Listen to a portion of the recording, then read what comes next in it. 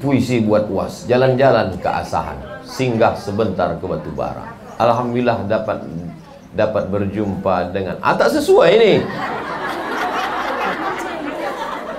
Alhamdulillah dapat berjumpa dengan guru yang dirindukan. Semoga senantiasa sehat dan bahagia. Sesuai kan? Setelah hilang takut, hilang sedih, baru bahagia. Ini apa namanya ini? Tiba-tiba menulis kalimat yang sesuai dengan isi ceramah. Itu namanya firasat. Ittaqu firasatal mu'min fa innahu yanzuru binurillah. Takutlah kamu dengan firasat orang beriman, dia memandang dengan cahaya Allah. Ibu kalau bersih, tulus, memandang dengan cahaya Allah. Dulu guru saya di sekolah cerita begini. Ada seorang laki-laki, pesan dia ke bininya, kau kalau apapun yang kau buat, ucapkan bismillah. Dia mau memasak, bismillah. Dia mau mencuci, bismillah. Dia mau memandikan anak, bismillah. Rupanya lakinya ini agak jahat sedikit. Cemana supaya biniku ini mati. Dia ambilnya ular berbisa, dimasukkannya dalam tempat beras. Maksudnya biar supaya pas bininya nanti mau masak, dipatuk ular, mati. Supaya dia bisa macam tahu aja. Nah, akhirnya dimasukkannya ular berbisa ke dalam tempat beras tadi. Tiba-tiba pas malam itu dia balik ke rumah, ditengoknya masakan udah siap. Kok tak mati dia? Heran dia, kok tak mati? Ditengoknya tempat beras tadi. Mau menengok ular tadi apakah lepas? Tidak, di senternya lah. Senternya kan? Ibu mau cepat aja lakinya tadi mati. Ini menunjukkan dendam. Tenang dulu, selesai.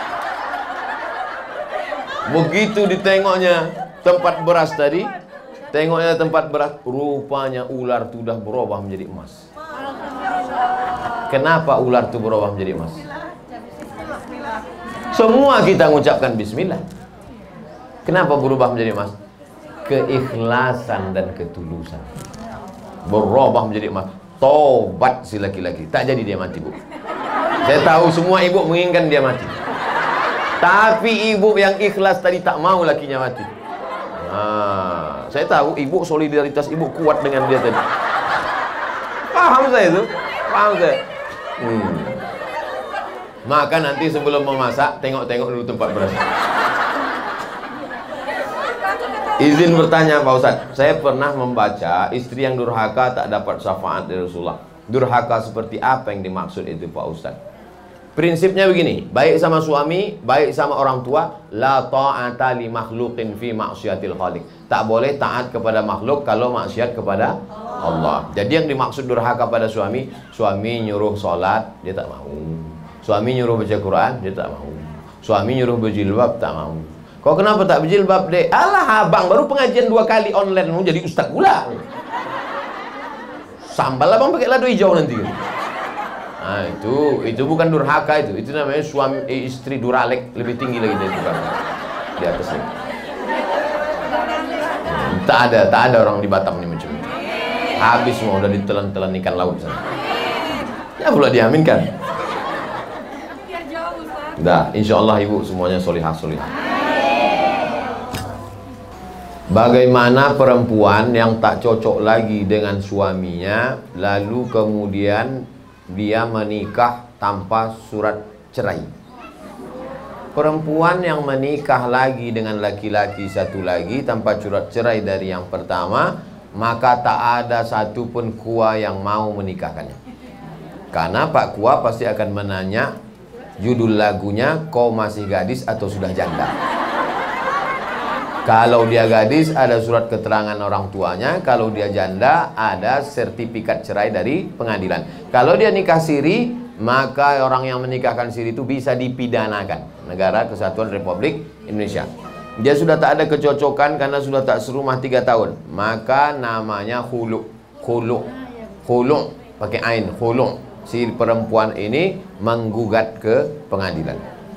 Tapi katanya kalau perempuan menggugat bergoncang tiang aras Pak Ustadz. Kalau laki-laki itu soleh, baik, digugatnya. Kugugat dia Pak Hakim. Kenapa kau gugat? Gak maco, kampungan. Nah, itu bergoncang tiang aras. Tapi kalau laki-laki tadi tak ngasih nafkah, memukul sampai biru-biru, kan banyak perempuan sekarang biru-biru matanya. Biru. Bibir pula bengkak macam Angelina Jolie. Entah ditinju kawan tuh. Nah itu, maka kalau begitu boleh dia menggugat.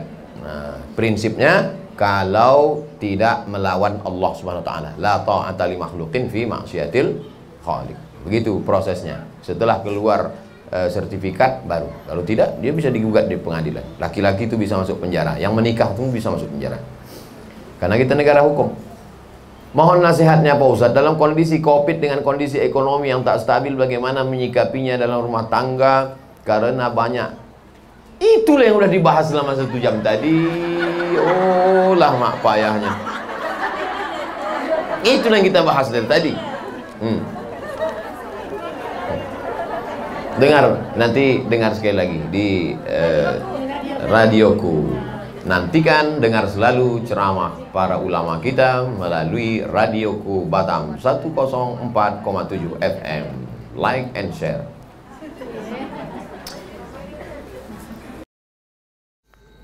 Saya sudah menikah dan sekarang sudah berpisah. Ternyata saya dibohongi selama perkenalan, sampai yang ternyata dia adalah seorang gay. Gay itu LGBT. G itu kalau nampak anak gadis cuek aja dia. Tapi kalau nampak anak lajang meniti air liurnya. Itu G.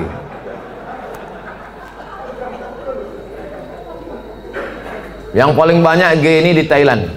Makanya di sana ada musabaqah G. Namanya Lady Boy. Muka lady, kaki boy. Yang paling hebat merubah buah-buah ini itu di Bangkok. Bisa dirubah orang itu, jeruk itu manis luar biasa. Bisa dirubahnya apel, bisa dirubah genetika tanaman, bisa mereka buat. Bisa itu limau jeruk manis itu tak berbiji dibuatnya. Tapi yang lebih hebat, bisa orang pun tak berbiji dibuatnya. Itulah hebat. Luar biasa mereka. Ini gini. Oke, kita lanjutkan. Hati saya hancur Pak Ustaz. Jangankan ibu, saya pun ikut merasakannya. Coba, saya ini udah sampai pada level bisa merasakan perasaan orang lain. Bagaimana perasaan seorang perempuan, dianggapnya inilah akan menjadi imam dia. Ternyata pas disuruh jadi imam, bang kau jadi imam, aku aja lah. Gimana perasaan dia? Dah. Mohon Ustadz beri doa membuat hati saya tenang dan ikhlas atas diri saya. Adakah yang terjadi di dunia ini di luar kuasa Allah? Saya tanya sekali lagi. Adakah yang terjadi di dunia ini di luar kuasa Allah? Kalau ada yang mengatakan ada yang terjadi di luar kuasa Allah, berarti Tuhan itu dua. Ada Tuhan baik, ada Tuhan buruk. Berarti dunia ini tak pernah aman, karena Tuhan baik sama Tuhan buruk ini berkelahi. Lau kana fihi ma'alihatun illallah la fasadata. Seandainya di langit dan di bumi ini ada Tuhan selain Allah, maka sudah lama dunia ini hancur. Oleh sebab itu segala sesuatu terjadi atas kehendak dan kuasa Allah. Langkah, rezeki, pertemuan, maut, kuasa Allah. Itu maka kaca spion itu kecil dibuat. Kaca depan itu besar. Supaya apa? Supaya kita lebih banyak melihat ke depan daripada melihat ke belakang. Ada mobil yang kaca spionnya sebesar kaca depan? Tak ada. Masa lalu itu tengok sekali-sekali aja. Tengok, habis. Kita lebih banyak menatap masa depan. Begitu banyak masa depan di depannya.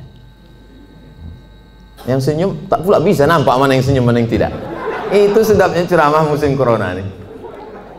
Oleh sebab itu Bapak Ibu yang dimuliakan Allah Subhanahu wa taala, yakinkan bahwa ini adalah sudah selesai, tatap masa depan. Maka kita berharap, tidak ada tempat berharap kecuali kepada Allah. Kalau kita emosi, marah-marah, ngamuk-ngamuk, itu meledak-ledak. Marah itu apa definisi marah? Definisi marah itu adalah darah dalam jantung yang mendidih, menggelegak ke atas, mengamuk, mata memerah, bawaan emosi.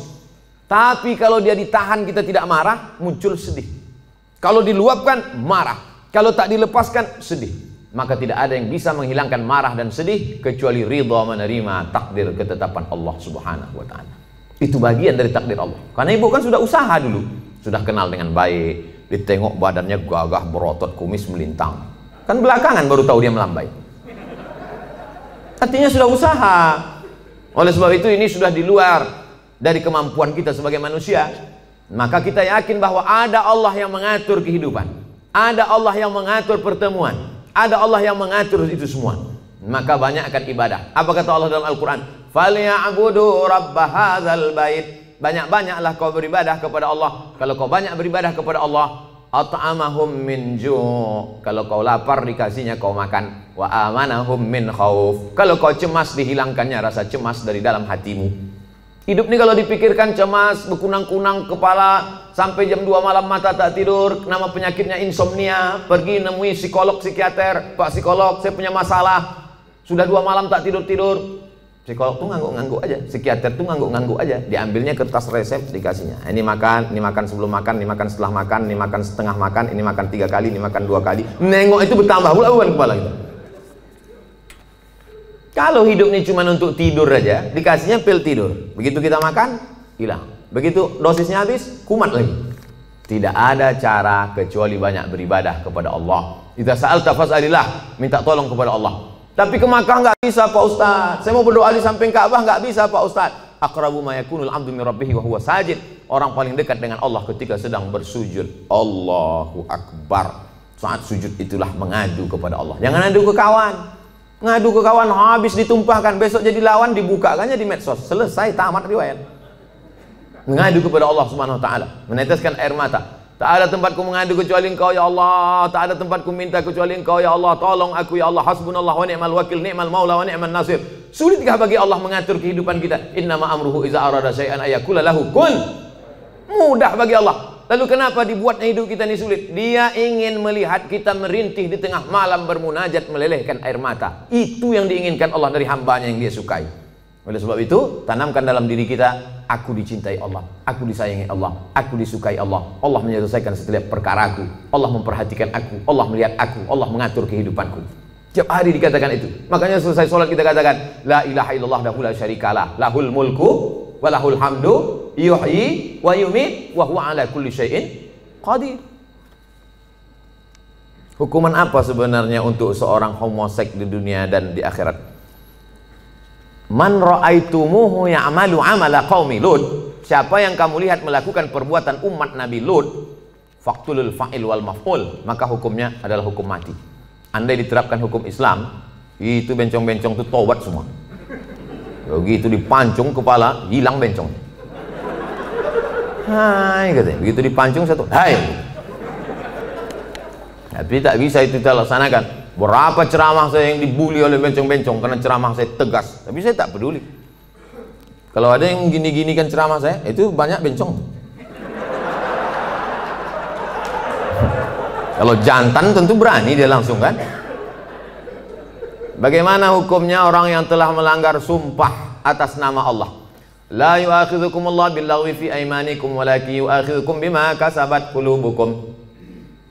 Fakaffaratuhu, kalau ada orang melanggar sumpah, maka cara menebusnya 3. Yang pertama, it'amu asyarati masakin, kasih makan 10 orang miskin. Au kiswatuhum, atau kasih 10 pakaian orang miskin. Au tahriru raqabah, atau membebaskan budak hamba sahaya.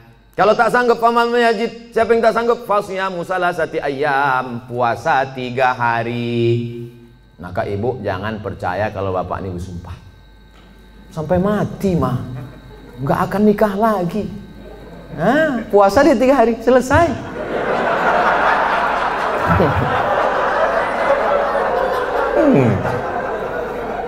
Jadi saya ketemu sama bapak-bapak, bapak-bapak, Ustadz, aku dulu Pak Ustadz sudah bersumpah aku sama biniku, aku tak akan, walaupun kau mati meninggal dunia, aku tak akan nikah lagi sampai mati. Terus ini istri bapak, iya 3 hari dia meninggal, nampak aku yang lain katanya. Tapi bapak udah bersumpah, puasa aku 3 hari gitu. Hati-hati, mohon maaf Pak, aku bukakan pula ceritanya. Akhirnya kartu bapak tak bisa lagi dipakai kan. Itulah baiknya saya sama ibu-ibu. Apakah ada taubat bagi orang yang telah melanggar sumpah itu Pak Ustadz? Dia sudah memain-mainkan nama Allah, maka menebus sumpah itu hanyalah sekedar menebus perbuatannya. Tapi perbuatan dia, salah satun la yanzurullahu ilaihim, ada 3 orang yang tidak dipandang Allah pada hari kiamat. La yukallimuhumullah, tak diajak bicara oleh Allah. Walahum azabun alim, mereka diazab dengan azab yang amat sangat menyakitkan. Siapa itu? Orang yang bersumpah palsu, terutama dalam berdagang. Berapa ini harganya? Aku tak ada ngambil untung, nih ku jual modal aja nih, demi Allah. Mana ada orang jual modal? Kau kalau bohong jangan nampak kali. Tak ada orang jual modal, pasti dia ngambil untung. Udahlah bohong, mau melakukan barang itu tak dipandang Allah, tak dilihat Allah pada hari kiamat. Apalagi yang bersumpah-sumpah itu pakai Quran pula tuh di atas. Saya bersumpah akan menjadi PNS, bersedia ditempatkan di seluruh Indonesia dari Sabang sampai Papua, bersedia 3 hari tempat sana, balik ngurus surat pindah. La ilaha illallah. Mudah-mudahan yang sudah bersumpah nih taubatnya diterima Allah SWT. Banyak juga.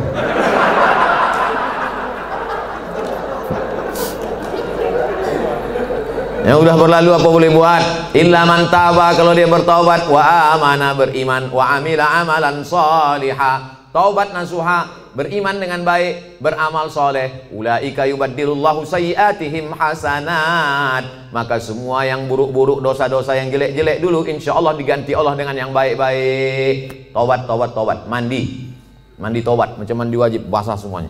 Kalau tak ada air, keran mati listrik, pergi ke Sungai Delhi, terjun di situ. Insya Allah kalau dapat yang dalam itu bukan cuma dosa hilang, kau hilang sekalian. Setelah itu sembahyang sunat taubat, usolli sunnat taubat, raka'ataini lillahi ta'ala, Allahu Akbar, iftitah, habis itu Fatihah, habis itu ayat terserah. Apa terserah ayatnya? Qul huwallahu ahad, kata malaikat. Kau sembahyang taubat pun qul huwallahu juga. Panjanglah sedikit. Bagaimana keadaan orang yang melanggar sumpah jika dia meninggal sebelum taubat Pak Ustadz? Orang yang mati berdosa, dalam keadaan membawa dosa, mati dia, maka dia masuk neraka dulu singgah, dicuci, diobok-obok dulu neraka. Panas neraka itu Pak Ustadz, diletakkan batu kerikilnya di tapak kaki, mendidih otak di kepala. Berapa derajat tuh Pak Ustadz? Udah begitu panasnya kau tanya juga lagi derajat? Ya belau ka'baihi, sampai ke mata kaki, yaghli bihadi mauhu, hadis riwayat Bukhari, mendidih otak di kepala. Makanya selalu doa kita, Rabbana atina fid dunya hasanah wa fil akhirati hasanah wa qina azaban nar. Insya Allah semua yang hadir ini masuk surga, tak singgah di neraka. Bagaimana pandangan Ustadz ketika seorang pemimpin bertutur kata tak santun, tak bertata krama kepada bawahannya, padahal hakikatnya seorang pemimpin itu harusnya bisa menjadi panutan bagi orang yang dipimpinnya. Kalau kita tak suka, saya kebetulan tidak pimpinan, tapi dulu pernah juga jadi dosen. Satu semester itu kadang 10 kelas, satu kelas itu isinya 30 orang, jadi saya memimpin 300 orang. Jadi saya sampaikan di pertemuan pertama, adik-adik mahasiswa sekalian, saya ini orangnya tak suka marah-marah, ngamuk-ngamuk, caci maki, sumpah serapah. Saya punya aturan-aturan, nilai saya ambil 40% dari mid semester, 40% dari UAS, ujian akhir semester. Ini saya bagi ada 13 makalah. Pertemuan pertama tatap muka, perkenalan, orientasi. Pertemuan nanti berikutnya adalah presentasi makalah. Kalau kalian sedang tidak mood, sedang malas, jangan datang ke kampus, karena aku tak bisa menengok kalian main-main di dalam, main HP. Nah, saya kasih tahu, kalau kalian tak siap makalah, jangan kalian datang. Kalian buat izin, kalian bisa telepon saya, bisa kirim WhatsApp saya. Nah, kita kasih tahu dari awal. Kita yang paling tahu tentang diri kita, apa yang membuat kita marah. Kalau kita pula mau mengasih tahu dia, kasih tahu dengan baik. Jangan kita marah kepada ini, kita lampiaskan ke sini. Qaulun ma'rufun, ucapan yang baik, wa maghfiratun, pemberian maaf, khairun, lebih baik. Pimpinan juga tak bisa marah-marah. Apa titel bapak tuh? Mudah marah. Nah, oleh sebab itu maka, tapi pemimpin tak boleh pula tak marah. Karena kalau pemimpin tak ada marah, makanya ada punishment, ada hukuman, ada SP1, ada SP2, ada SP3.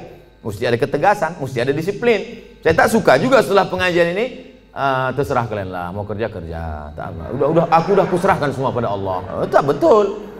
Nah, jadi sebetulnya Islam itu meletakkan sesuatu pada tempatnya. Jadi jangan bayangkan Nabi itu tak pernah marah. Nabi pernah marah. Naik dia ke atas mimbar, merah wajahnya, merah matanya, marah dia. Jadi Nabi itu menempatkan sesuatu pada tempatnya. Salam dia, assalamualaikum warahmatullah. Ditengoknya banyak yang tak sholat berjamaah, marah Nabi. La uharriqanna alaihim buyutahum, ku bakar rumah mereka yang tak sholat ke masjid, kata Nabi. Marah. Mana mungkin bakar gitu ucapannya tak marah. Siapa yang tak ke masjid ku bakar. Marah. Nah, cuman marah pada tempatnya. Ini banyak orang sekarang kan tak menempatkan sesuatu pada tempatnya. Orang yang menempatkan sesuatu pada tempatnya namanya adil. Lawan dari adil zalim. Jadi kalau kita marah-marah aja sama orang, itu zalim. Bermasalah di rumah, marah ke security, itu zalim. Apa pula aku yang salah ke security? Awas kau kutuntut di akhirat nanti. Apakah benar apabila suami memakan penghasilan istri hukumnya haram? Bapak punya gaji, ibu punya gaji. Ibu punya gaji, bapak punya gaji. Sama-sama punya gaji. Bedanya apa? Dalam gaji bapak ada hak ibu, namanya nafkah. Dalam gaji ibu tak ada hak bapak. Setuju? Kuat mereka. Dalam gaji bapak sama-sama bergaji 5 juta. Bapak 5 juta, ibu 5 juta. Dalam gaji bapak itu ada hak ibu, 5 hak ibu. Pertama makan, kedua pakaian, ketiga tempat tinggal, keempat pendidikan, 5 perhatian. Hak ibu, kewajiban bapak. Tapi ibu bisa bekerja karena izin bapak. Izinnya pun bukan karena keterpaksaan.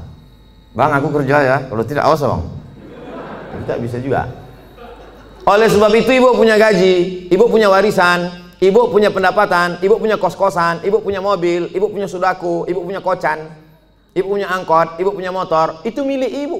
Kalau ibu meninggal, 50% untuk bapak. Kalau ada anak, 25%. Artinya ibu punya harta. Lalu kemudian ketika ibu mau bersedekah, ibu tidak minta izin ke bapak. Sebetulnya ibu tak perlu minta izin karena itu punya ibu. Tapi ibu sebagai orang yang beretika, bermoral, berakhlakul karimah, ibu ngomong, kulo nuwun, kata orang Jawa. Bang, aku mau menyantuni anak yatim di sana. Jadi duit gajiku ini ku pakai. Bapak tinggal ngangguk aja. Gitu. Dan ibu tak boleh bertentang tenteng. Kau mau kemana? Aku mau menyantuni anak yatim di sana. Coba kau tanya, ini kan gaji aku. Nah, pertanyaannya, apakah haram bapak memakan hasil gaji ibu itu? Harta bapak berpindah kepada saya sebab apa? Jual beli. Sebab apa? Pinjam meminjam. Sebab apa? Sodakoh. Sebab apa? Infak. Sebab apa? Wakaf. Bisa duit ibu itu berpindah ke bapak, apa sebabnya? Akadnya itu apa? Nah, sodakoh. Sodakoh dia. Udah nggak? Selesai itu udah. Bang, ini gajiku bang, ini duitku bang. Tapi karena aku tengok abang susah kali, ini ku kasih abang sodakoh. Biar jangan apa kali ya bang, ini ambil.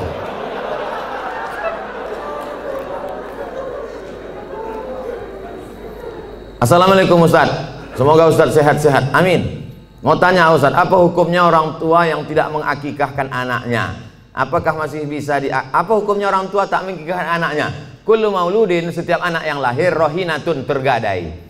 Jadi kalau mobil kita tergadai, STNK BPKB kita gadaikan, setelah ada duit kita tebus. Maka anak kita ini tergadai. Bagaimana cara menebusnya? Tulbahu anhu yawma sabi'ihi. Sembelihkan kambing hari ke-7. Yuhlaku, cukurkan rambutnya. Wa yusama, kasih nama. Nama yang baik-baik. Siapa nama anak kau? Alan Nuari. Kenapa itu kau kasih? Lahir di jalan bulan Januari.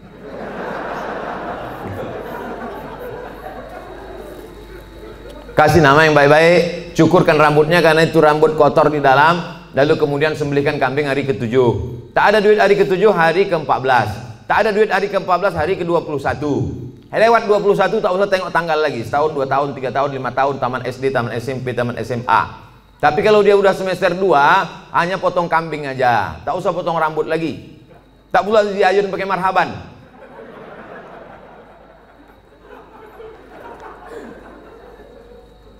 Apakah masih bisa diakikahkan setelah anak itu sudah besar Pak Ustadz? Jangankan anak itu, bapak ibu balik ke rumah nanti tanya emak sama ayah, ada tak diakikahkan? Kalau tak ada diakikahkannya, besok pagi beli kambing, boleh akikah. akikah saja. Yang pula cukur rambut, begundul semua pegawai besok. Saya tulis dalam buku saya 37 masalah populer, di situ ada pembahasan akikah setelah dewasa. Tapi yang hamil sekarang punya anak, nanti hari ke-7 potongkan. Bagus. Bolehkah zakat harta dan sedekah diberikan kepada adik kandung yang beda ibu, status adik saya? Tidak boleh memberikan zakat kepada orang yang wajib dinafkahi. Bapak, Mama, ini 5 juta zakat abang sekaligus belanja kita bulan ini. Bapak wajib menafkahi ibu, maka bapak tak boleh berzakat kepada ibu, tapi ibu boleh berzakat ke bapak. Nah, itu bedanya. Ibu boleh berzakat. Bang, ku tengok abang udah agak-agak fakir miskin nih bang. Nah, jadi bang itu zakat. Tengok susah kali kau bang. Nah, ini pakai lain. Ini gaji ku bulan ini. Ibu bergaji sebulan 10 juta. 1 juta 25.000, 2,5%. Jadi kalau 10 juta 250.000. Nah, ini zakat ku bang 250, yang 750 ini sedekah. Adapun infak nanti ku tengok prestasi abang.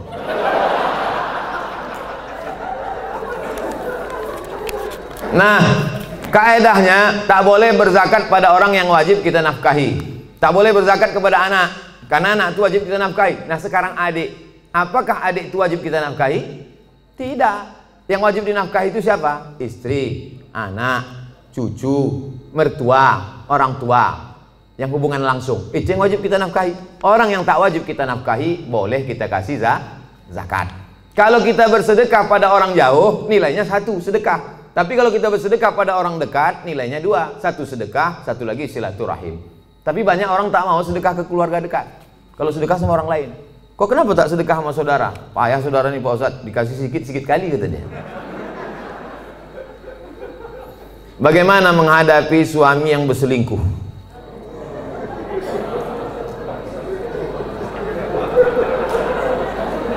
Udahlah dikasih zakat, berselingkuh pula. Ilaha illallah. Parah kali orang Medan ya. Ibu punya wali 6 orang. Jadi bukan ibu memanggil bapak itu dengan membawa centong sini bang, bukan gitu. Ibu punya wali 6 orang. Pertama ayah, yang kedua atu opung, yang kedua abang ayah, yang ketiga adik ayah, yang keempat abang. Yang pertama ayah, yang kedua datuk opung, yang ketiga abang, yang keempat adik laki-laki, yang kelima abang ayah, yang keenam adik ayah. 6 wali ibu itulah yang menyelesaikan ini. Maka dipanggilnya lah, setan sini kau sebentar. Orang berselingkuh itu mesti gitu manggilnya. Tak pula kita panggil kepada menantu kami silakan datang. Mana lah tengkuk dia. Kalau ada yang polisi, tentara situ, cabutkan pistol, letakkan di atas meja tuh, pang, letakkan, biar tahu dia. Walaupun tak ada pelornya. Ku dengar kau udah selingkuh. Kemarin tertangkap screenshot SMS. Ini dia kan, ini foto perempuan kan. Kau jangan macam-macam. Kau berhenti selingkuh. Kalau kau tak berhenti, nah, jadi kasih dia mop, di mop dia sikit. Nah, habis itu berhenti.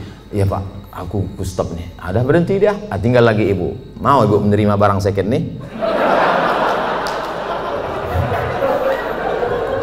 Kalau ibu, kata ibu, Pak Ustadz, aku ikhlas menerima dia Pak Ustadz. Tak bisa aku berpindah ke lain hati Pak Ustadz. Terimalah dia. Tapi jangan sampai mulut ibu berkata bisa, tapi hati ibu tidak. Itu bahaya. Lain di mulut, lain di hati. Ada lagunya itu. Kalau ibu berkata bisa, katakanlah bisa. Tapi kalau katakan tidak, katakan tidak. Karena banyak perempuan berkata mulutnya bisa, tapi pas begitu jalan bersama terbayang dia selingkuhan siapa sih. Itu menjadi masalah. Hidup ini singkat bu. Hidup ini singkat. Jangan sampai gara-gara ini terpengaruh kepada sholat ibu, ibadah ibu, kerja ibu. Oleh sebab itu pikirkan baik-baik. Kalau bisa, bisa. Ambil waktu agak seminggu, 2 minggu, 3 kali Jumat. Aku berpikir dulu. Gimana? Selesai. Apa pendapat pandangan Ustadz terhadap pandemik COVID-19 yang sekarang terjadi dan bagaimana menyikapinya? Itulah yang kuceramahkan sejam tadi.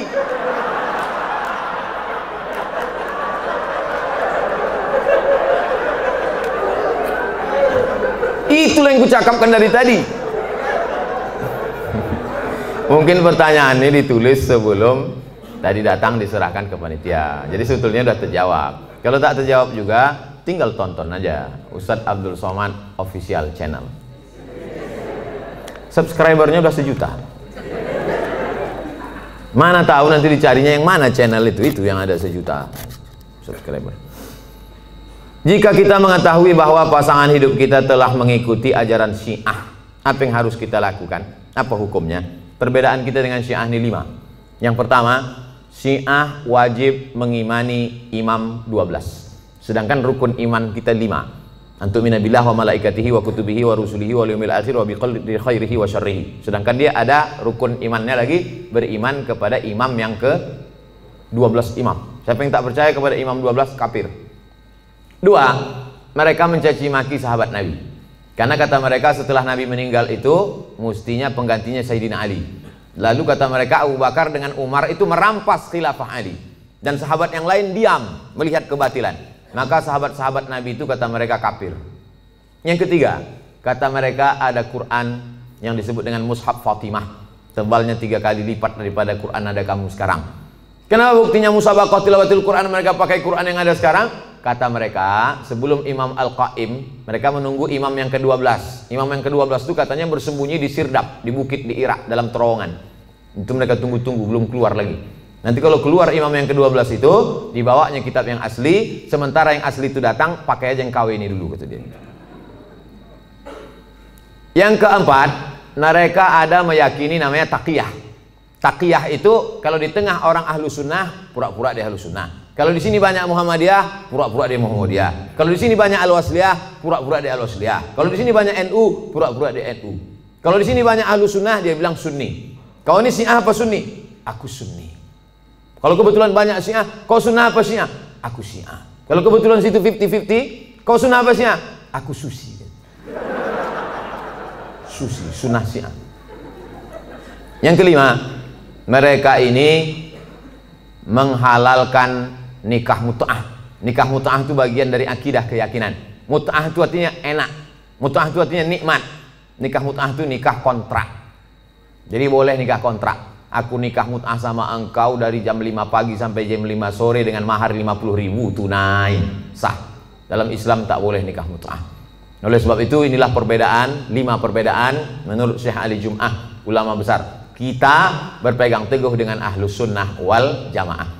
Kalau ada suami ibu atau istri bapak yang ikut golongan ini, ajak dia balik, bawa dia ke ketua MUI, bawa dia ke dokter Ardiansah Sekum MUI, supaya diceramahi dia, dibalikkan kepada ahlus sunnah wal jamaah. Karena tak mungkin bisa bersama. Antara NU Muhammadiyah masih bisa, antara Al-Wasliyah dengan Muhammadiyah masih bisa, karena masih sama ahlus sunnah wal jamaah. Apakah sah sholat jika kita tak tahu arti bacaan sholat tersebut? La sholat liman lam yaqra bi fatihatil kitab. Tak sah sholat kalau tak baca Fatihah. Apakah disyaratkan tahu artinya? Tidak. Tahu secara global saja. Allahu akbar kabira walhamdulillahi katsira wa subhanallahi bukratan wa asila. Tahu secara global. Apalah arti doa iftitah itu? Allah Maha besar. Selebihnya yang kau tanya aku, macam tak ada lagi pertanyaan lain. Nah, gitu cara jawabnya kalau kita tak tahu. Habis itu Fatihah. Fatihah secara umum tahulah kita. Alhamdulillah rabbil alamin, arrahmanir rahim, maliki yaumiddin, iyyaka na'budu wa iyyaka nasta'in, ihdinas siratal mustaqim, siratal ladzina an'amta 'alaihim ghairil maghdubi 'alaihim waladdallin. Ayat begitu juga. Qul huwallahu ahadun illahus samadu lam yalid wa lam yulad wa lam yakul lahu kufuwan ahad. Jadi andai tak tahu artinya tetap sah. Tapi kita berusaha untuk tahu. Maka belilah Quran yang ada terjemahnya. Ada terjemahnya, ada tajwidnya, ada asbabun nuzulnya, ada tafsirnya. 250.000. Jangan tawar-tawar lagi. Harga sepatu 500. Sepatu yang menjaga tapak kaki dari tai ayam 500 harganya. Quran yang menjaga diri dari api neraka. Quran waktu akad nikah dulu diletakkan di ruang tamu dalam peti kaca. Setiap tamu datang ke situ macam nengok kucing. Mana yang lebih diutamakan, ibu atau istri? Ibu-ibu mesti berkata, aku milik suamiku, suamiku milik ibunya. Banyak yang mengangguk. Yang tak mengangguk ragu dia. Aku milik suamiku, suamiku ini milik emaknya. Ibu kenal bapak ini kan setelah dia kerja, setelah dia 22 tahun, setelah dia tamat, setelah dia kuliah, setelah dia punya duit. Dulu waktu tapak kakinya 2 jari, panjangnya sejengkal, kenal ibu sama dia? Mana kenal? Oleh sebab itu muliakan dia dengan memuliakan ibunya. Bapak juga begitu. Bapak muliakan ibu bapak di depan istri bapak. Kehormatan, kemuliaan. Adinda, ini emakku.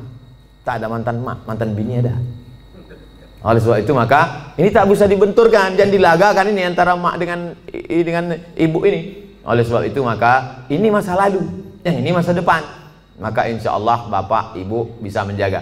Waktu kemudian kita menyampaikan nanti waktu bapak punya anak perempuan, bapak sampaikan itu, hai anakku, kau perempuan, kau punya laki, kau punya suami, suamimu itu punya emak.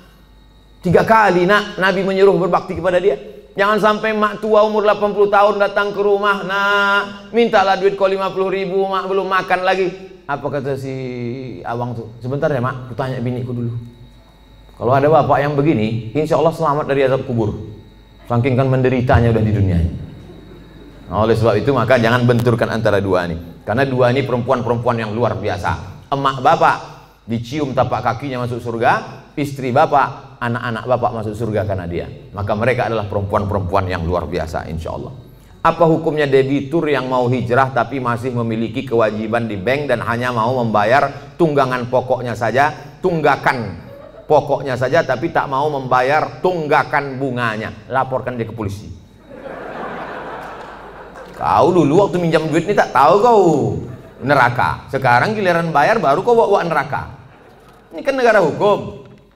Jadi bapak-bapak kan negara hukum. Kan dulu kan ada tanda tangan materi 6.000. Saya akan bayar pada tanggal sekian, kalau tidak barang akan disita, kalau tidak. Nah itu.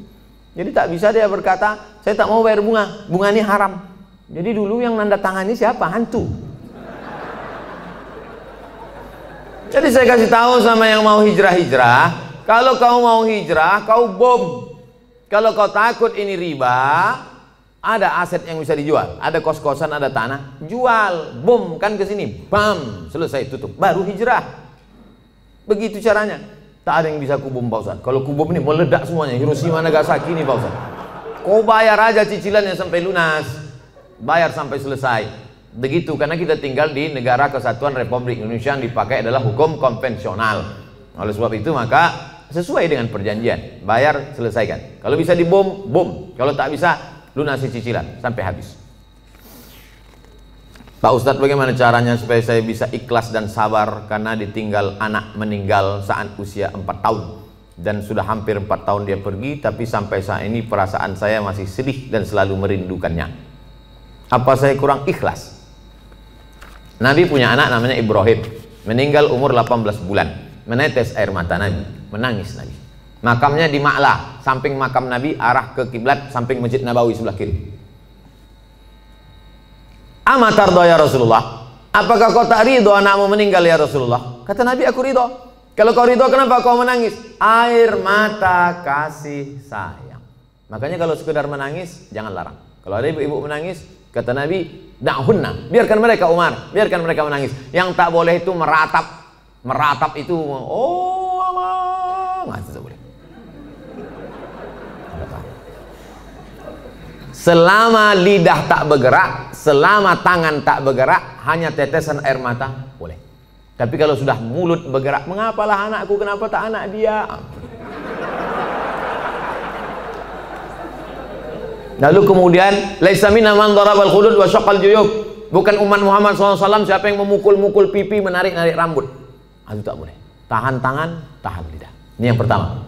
Yang kedua, tak ada yang bisa menenangkan hati ini selain zikir dan baca Quran. Asal teringat kepada anak buah hati belayan jiwa itu, buka Quran, hatamkan Quran dari Al-Fatihah, Al-Baqarah, buka Quran digital baca. Asal terasa rindu, ingat bayangannya segala macam, ingat Quran. Yang kedua, banyak sedekah. Sedekah ke masjid. Saya mengenal almarhumah emak udah setahun 4 bulan, orang tua sampai hari ini, untuk menghilangkan itu tetap tak pernah lupa baca Al-Fatihah. Asal ingat untuk almarhumah Al-Fatihah. Begitu juga kirim Al-Fatihah, baca Quran, malam Jumat surah Al-Kahfi, tiap malam baca Yasin, untuk menghilangkan itu semua. Tak ada tempat kecuali minta kepada Allah Subhanahu wa taala. Yang ketiga, ada yang lebih sayang kepada dia daripada kita. Mana yang lebih sayang kepada anak kita itu? Kita atau Allah? Allah. Itu barang pinjaman, diambilnya. Kenapa kita marah? Inna lillahi wa inna ilaihi. Itu punya dia. Ketika diambil, kenapa kita marah? Ini mimbar ini bukan punya saya. Ini mikrofon ini bukan punya saya. Ketika diambil marah saya. Berarti saya gila. Ini bukan punya saya. Kecuali ini saya bawa dari rumah. Bukan punya kita. Maka yakinkan bahwa ada yang lebih sayang daripada aku. Yang keempat, berpisahnya hanya sekejap. Nanti ketika anak ibu ini disuruh Allah masuk ke dalam surga, apa kata anak itu? Ya Allah, aku hanya mau masuk ke surga dengan yang pernah melahirkan dan membesarkan aku. Disitulah ibu mendapatkan syafaat anak. Syafaat Nabi ada, syafaat malaikat ada, syafaat Quran ada, syafaat penghafal Quran ada, syafaat ulama ada. Ada syafaat anak kecil, ditariknya ujung kain jubah ibu masuk ke dalam surga bersama dia. Anak kecil itu di dalam surga membawa nampan-nampan tempat air minum, menuangkannya lu'lu'il maknun. Mereka itu seperti permata berkilau cahaya terbang ke sana kemari. Dia menjadi pelayan-pelayan surga karena mereka tak ada dosanya sama sekali. Yang kelima, ada yang lebih tinggi daripada amal soleh, zakat, puasa, infak, wakaf, haji mabrur dan jihad. Apa itu yang paling tinggi? Ridha. Orang yang sudah masuk surga itu ditanya Allah, kalian sudah dapat semua kenikmatan surga, apa yang belum? Ada satu ya Allah. Apa itu? Ridhakah? Kata Allah, yang dapat ridhaku cuma satu. Siapa dia? Orang yang ridha menerima ujianku. Ibu ridha menerima ujian ini, sabar ibu, maka ibu adalah orang yang masuk ke surga bersama anak itu. Mudah-mudahan kita semua sabar menerima ujian Allah Subhanahu wa taala. Amin. Ala hadhihi niyyah al-Fatihah. A'udzubillahi minasyaitonir rajim. Bismillahirrahmanirrahim. Alhamdulillahirabbil alamin. Arrahmanirrahim. Maliki yaumiddin. Iyyaka na'budu wa iyyaka nasta'in. Ihdinas siratal mustaqim, siratal ladzina an'amta 'alaihim ghairil maghdubi 'alaihim waladdallin. Amin.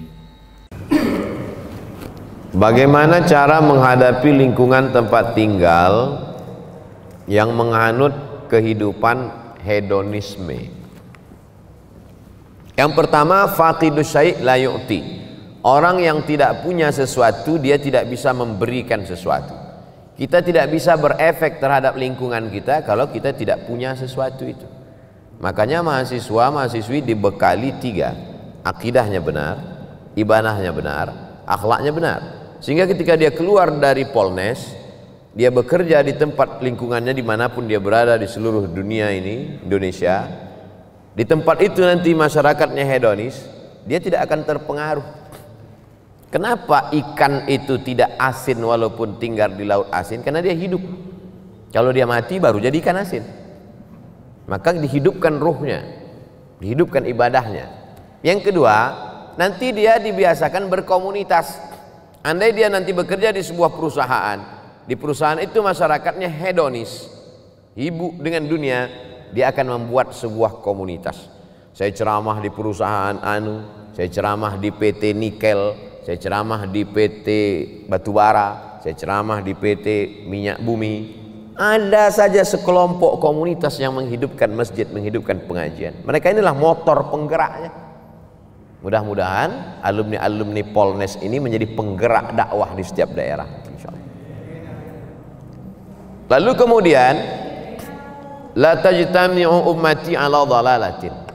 Umatku ini tidak akan pernah menyatu dalam kesesatan. Begitu kata Nabi sallallahu alaihi wasallam. Wa may yartadda minkum 'an dinihi. Siapa di antara kamu yang meninggalkan agama ini, murtad dia, fasawfa ya'tillahu biqaumin, akan diganti Allah dengan sekelompok kaum. Yuhibbuhum, Allah mencintai mereka, wa yuhibbunah, dan mereka membalas cinta Allah. Mereka memperjuangkan agama Allah. La yakhafuna fillah laumata laim. Mereka tak pernah takut kepada caci maki, bully, buzzer, haters dan lain sebagainya. Saya pernah juga dihinggapi putus asa ketika melihat orang-orang yang diharapkan memperjuangkan agama malah bertumbangan. Saya sampaikan kepada salah seorang sahabat saya, dosen, profesor, Pak Prof, rasa-rasanya kita udah layak putus asa melihat umat hari ini. Kata dia, jangan. Mungkin batang kayu sudah lapuk, tapi pucuk-pucuknya yang masih hijau, kalau kita siram dia akan menjadi kayu-kayu yang baru. Dan pucuk hijau itu sekarang ada di Polnes, karena memang baju mereka hijau pucuk pisang. Inilah yang akan memperjuangkan memperbaiki hedonis, tidak menjadi asketis, tapi menjadi orang-orang yang moderat, wasatiyah, insyaallah. Amin. Sebagai mahasiswa yang punya banyak sekali kegiatan kampus, bagaimana caranya tetap istiqomah kepada Allah? Ada kekeliruan cara berpikir. Dianggapnya kalau dia sibuk dengan kegiatan kampus, dia tidak beribadah. Karena yang dianggapnya ibadah itu adalah sholat duha, baca Quran, i'tikaf, ibadah. Sedangkan sibuk di kampus tidak ibadah. Padahal sejak dia dari mulai berangkat dari kampungnya sampai ke Samarinda di Polnes sampai pulang itu adalah ibadah. Man kharaja fi talabil ilmi, siapa yang keluar rumah untuk menuntut ilmu, fahuwa fisabilillah, dia sama seperti orang berjuang fisabilillah hatta yarji'a, sampai pulang ke rumah. Tapi jangan gara-gara ini 14 semester. Kau kenapa lama kali selesai? Jihad fisabilillah. Enggak. Tapi itu kalau belajar ke Al-Azhar, Ustaz, fisabilillah. Enggak. Semua ilmu ini datangnya dari Allah Subhanahu wa taala. Hanya saja ada yang fardu ain, ada fardu kifayah. Ilmu agama fardu ain, wajib setiap individu. Karena kalau tidak benar akidahnya, tidak benar fikihnya, tidak benar ibadahnya. Adapun ilmu ini fardu kifayah. Siapa yang memperbaiki jembatan, memperbaiki bangunan, memperbaiki yang bersifat teknik ini kalau tidak orang-orang politeknik? Kalau diserahkan itu kepada Abdul Somad, idza usidal amru ila ghairi ahlihi fantaziris sa'ah. Kalau diserahkan orang pada bukan ahlinya, tunggulah kehancuran. Tetap aktif di kampus, tapi jangan sampai melanggar aturan-aturan negara, melanggar aturan-aturan agama, maka itu bernilai jihad fisabilillah. Baca Qur'annya tetap, sholatnya jangan sampai tinggal. Bedakan antara ibadah dengan amal soleh. Sholat, ibadah. Baca Quran, ibadah. Zikir, ibadah. Tapi engkau di kampus menuntut ilmu, kau bekerja nanti, maka itu adalah amal soleh. Menghadap Allah melalui dua. Faman kana yarju liqa'a rabbih, siapa yang berharap berjumpa dengan Allah, falyamal amalan salihah, hendaklah dia beramal saleh.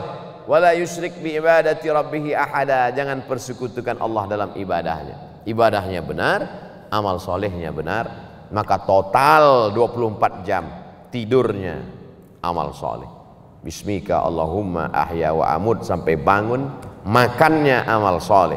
Allahumma barik lana fima razaqtana wa qina azabannar. Di kampusnya amal soleh. Kalau dalam WC, toilet najis, tempat setan aja bisa bernilai amal soleh. Bismika Allahumma inni a'udzubika minal khubuthi wal khaba'ith, keluar dengan kaki kanan, ghufranaka, bernilai amal soleh. Yang penting ikuti tuntunan sunnah Nabi Muhammad sallallahu alaihi wasallam. Yang terakhir, bagaimana cara mengetahui paham-paham yang tersesat dari Islam agar saya termasuk orang yang baik dan tidak tersesat? Dalam skala negara ada namanya mufti Mesir Syekh Ali Jum'ah dulu, mufti Malaysia Profesor Dr. Zulkifli dulu, sekarang sudah berganti, sekarang jadi Menteri Agama. Di Indonesia tidak ada mufti, tapi ada Komisi Fatwa Majelis Ulama Indonesia. Maka Majelis Ulama Indonesia mengeluarkan 10 kriteria aliran sesat. Tulis di Google 10 kriteria aliran sesat, enter, screenshot, like and share. Kalau kena pasal-pasal itu berarti sesat. Untuk skala negara. Untuk skala kampus, kemana saya bertanya? Fas'alu ahla dzikri in kuntum la ta'lamun. Tanya orang yang tahu. Dosen agama Islam, Ustadz Abdurrahman. Ustadz Abdurrahman, dua saja. Kalau tak Abdurrahman, Abdul Somad. Nah, Abdul yang lain. Jangan pernah mikir sendiri, baca sendiri, renungkan sendiri, nyasar sendiri. Karena kita ini lemah. Saya dalam bidang teknik tidak menguasai, maka kemana saya bertanya? Ke Polnes, orang politeknik. Mereka yang paling mengerti tentang itu. Bidang medis, kedokteran, ya tanyalah orang kedokteran. Jangan kita sendiri ambil jarum suntik, kita suntikkan. Ini obat manjur dari Jerman, satunya 5 juta. Insya Allah anak ibu sehat. seminggu tidak sembuh. Komplain dia ke dokter. Kata dokter, ini obat impor dari Jerman harga 5 juta, kenapa anak saya nggak sembuh? Ibu buat gimana? Saya masukkan ke dalam bubur, saya suapkan ke anak saya. Salah, Bu. Saya kemarin kan saya bilang masukkan ke dubur.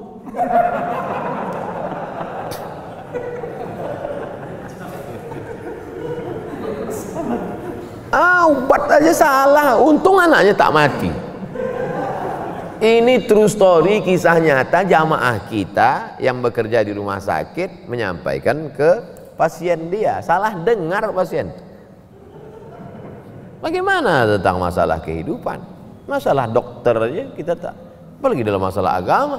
Kalau masalah kedokteran ada orang salah, satu nyawa melayang. Kalau dalam masalah arsitektur jembatan ada orang salah, satu jembatan runtuh.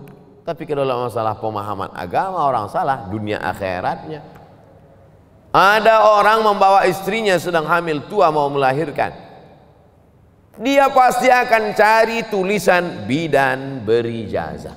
Karena dia takut anaknya meninggal. Khawatir dia. Takut dia keturunannya ini akan mati, dia tak punya pelanjut. Tapi kenapa dalam masalah agama kita malah percaya kepada dukun yang bisa melipat gandakan uang? Kalau bisa dia lipat gandakan uang, ngapain dia mesti ngambil uang kita? Ini kan tidak rasional. Oleh sebab itu kita mesti kembalikan kepada yang punya ilmunya. Siapa itu? Untuk di kampus ya dosen-dosen ilmu agama Islam. Saya kira demikian. Ala hazihin niyah al-Fatihah.